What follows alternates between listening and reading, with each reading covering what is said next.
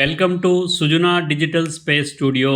ఇప్పుడు మనం ఒక పుణ్యక్షేత్రం కోసం చెబుతున్నాం. ఇది ఒక అత్యంత బాధ కలిగించే విషయం. ఎందుకంటే కర్ణాటకలోని ధర్మస్థలి ఆలయం కోట్లాది మంది హిందువులకి విశ్వాసం ఉన్న టెంపుల్ గురించి మనం చెప్పబోతున్నాం. అకస్మాత్తుగా ఒక షాకింగ్ ఆరోపణ చేశారు. ధర్మస్థలి దారుణం జరిగిందని మునుపటి పారిశుద్ధ కార్మికుడు తన మనసులో దాచుకోలేక పోలీసులకు ఒక గుడ్ విల్ తో నేను కూడా ఆ హింస చర్యల్లో పాల్గొన్నానని, అనేక శవాలను దహనం చేశానని, దగ్గరలో ఉన్న భూమిలోనే దహనం చేశానని చెప్తున్నారు. దీంతో యూట్యూబర్స్, తక్కిన పెద్ద పెద్ద వాళ్ళు అందరూ కూడా దాని గురించి చెప్పడం స్టార్ట్ చేస్తున్నారు.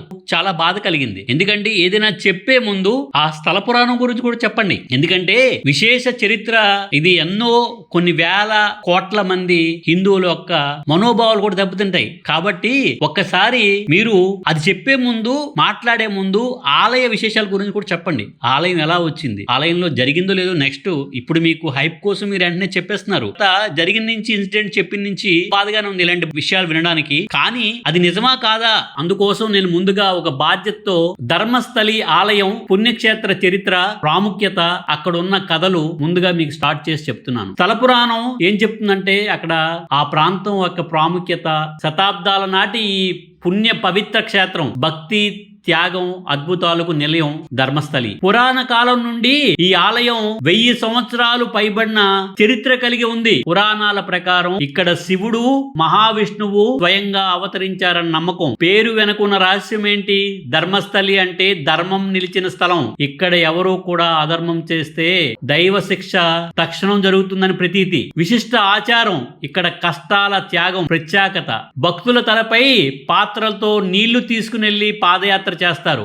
ఆలయంలో ప్రధాన దేవతలు, వాటి యొక్క అద్భుతాల గురించి తెలుసుకోవాలంటే మూల విగ్రహం శివుడు, ధర్మేశ్వర స్వామి, అలాగే మహావిష్ణువు, లక్ష్మీ నరసింహ 2 రూపాల్లో కలిపి పూజలు అందుకుంటారు. ఇక్కడ అద్భుతమైన నమ్మకాలు ఉన్నాయి. రాత్రి సమయంలో ఆలయంలో దీపాలు వాటి అంతటా అవే వెలుగుతాయి అని భక్తుల విశ్వాసం. ఇక్కడ ప్రార్థించిన వారి రోగాలు నయమవుతాయని ప్రతీక. ఇక్కడ ఉత్సవం జరుగుతుంది, ధర్మోత్సవం. ప్రతి సంవత్సరం 10 రోజుల పాటు జరుగుతుంది. లక్షలాది మంది భక్తులు అంటే చెప్పులవి లేకుండా ఆ పాదాలతో నడిచి ఇక్కడ స్వామివారిని దర్శిస్తారు. ఒకసారి ఆలయంలో కథలు వింటే దొంగవాడు చోరుడుకి అద్భుత శిక్ష పడింది. ఇక్కడ ఒకసారి దొంగ ఆలయంలో నుండి తీరాలు దొంగలించాడు. అతను 10 కిలోమీటర్ల దూరం వెళ్ళగానే అక్కడ కాళ్ళు పక్షవాతం వచ్చి తగిలి ఆలయం వద్దకు వెళ్లి నేలపై ఇంకిపోయాడు. చివరికి అతను పశ్చాత్తాపంతో స్వామికి సమర్పించుకున్నాడు. అలాగే ఇంకో కథ ప్రచారంలో ఉంది. అక్కడే మృత బాలిక, చనిపోయిన బాలిక మళ్ళీ జీవితంలోకి వచ్చిన సంఘటన. ఒక అమ్మాయి ప్రాణాలు పోయిన తర్వాత ఆమె తల్లి ఆలయంలో ప్రార్థించగా ఆమె అదృశ్యమైన తిరిగి ఒక అమృతం తాగి జీవించిందని నమ్మకం. ఆలయ రహస్యాలు చూస్తే రాత్రి 12 గంటల తర్వాత ఆలయం దగ్గరికి ఎవరు వెళ్ళకూడదు అని నిషేధం. ఇది దేవతల సమయం అని నమ్మకం. ఆలయం లోపల ఉన్న గుహ ఎవరికి తెరవడానికి అనుమతి లేదు. అక్కడ ఏదో రహస్యం దాగి ఉందని చాలా ఊహాగానాలు ఉన్నాయి. ధర్మస్థలి ఎందుకు అంత ప్రత్యేకం? ఇది కేవలం ఆలయం కాదు. ఇక్కడ ధర్మం, అధర్మం మధ్య యుద్ధం శతాబ్దాలుగా జరుగుతోంది. భక్తి ఉంది, అద్భుతాలు ఉన్నాయి, కానీ రహస్యాలు కూడా ఉన్నాయి. ధర్మస్థలి రహస్యాలు ఇంకా బయటపడాలి. గగురు పోడ్చుకుంటోంది. అతని మాటల్లో తడబడిన నిజం, శవాలు, రేప్ చేసిన బాలికలు, రక్తంతో నిండిన జ్ఞాపకాలు మిగులు, అన్నీ కలిపి కదా. అతను చెబుతున్నాడు, నన్ను బలవంతంగా శవాలను దహనం చేయమన్నారు, నేలలో పూడ్చమన్నారు. ఒక అమ్మాయి అయితే స్కూల్ డ్రెస్ లో ఉంది. ఆమె స్కర్టు, ఆమె హృదయం అన్నీ దోచేశారు. ఒక్కసారి కాదు, 2 సార్లు కాదు, 100కి పైగా శవాలు. పైగా పాపం అనే పదానికి అర్థం తెలియని పనులు, ఆరోపణలు ఈ స్థాయిలో ఉండడంతో దేశమంతా ఒక షాక్ కు గురైంది. అయితే మరోవైపు ఆలయ నిర్వాహకులు అంటున్నారు, ఇది ఆలయ విశ్వాసాలను నాశనం చేసే కుట్ర. మేం నిజం చెబుతున్నాము. ఎవరైనా తప్పు చేసి ఉంటే శిక్షించండి, కానీ సాంప్రదాయం మీద మబ్బు మసగా వేసేలా ప్రచారం చేయవద్దు. ఇవి పాత కేసులా?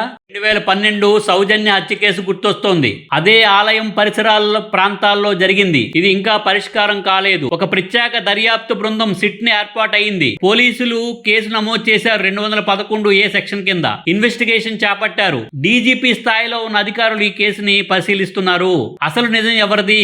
ఒక సామాన్యుడి భయమా, శక్తివంతుల కుట్ర? ఇది భక్తుల విశ్వాసం సంబంధించిన విషయం కాబట్టి న్యాయం చేయాల్సిన పరిస్థితి ప్రభుత్వాల మీద ఉంది. సత్యాన్ని వెలుగులోకి తీసుకురావాల్సిన సమయం ఇది. అది ఎవరి వారైనా, ఎంతటి వారైనా, ఎలాంటి ఒత్తిడులున్నా తప్పు చేసిన వారిని శిక్షించాలి. ఎవరు బాధితులైతే వారికి న్యాయం చేయాలి. ఈ ఆలయం మీద ప్రేమ గలవారిగా మనమందరం హిందువులుగా కోరుకునేది ఒకటే, నిజం జయించాలి, దుర్మార్గాన్ని అంతం పలకాలి. వెర్రితనంతో క్షేత్రాలపై నిందలు వేయకుండా, ఎవరు పాపం చేస్తే వారిని వదలకుండా దుర్మార్గానికి అంతం పలకాలి. పోలీసులు, ఇంటెలిజెన్స్, ప్రభుత్వం ఎవరు వెనక్కి తగ్గకుండా పూర్తి పారదర్శక విచారణ జరిపించాలి. ఎంతటి వారైనా, దోషులు ఎంతటి వారైనా శిక్ష పడాల్సిందే, కానీ నిర్దోషులకి రక్షణ ఉండాలి. ఇదే నిజమైన ధర్మం.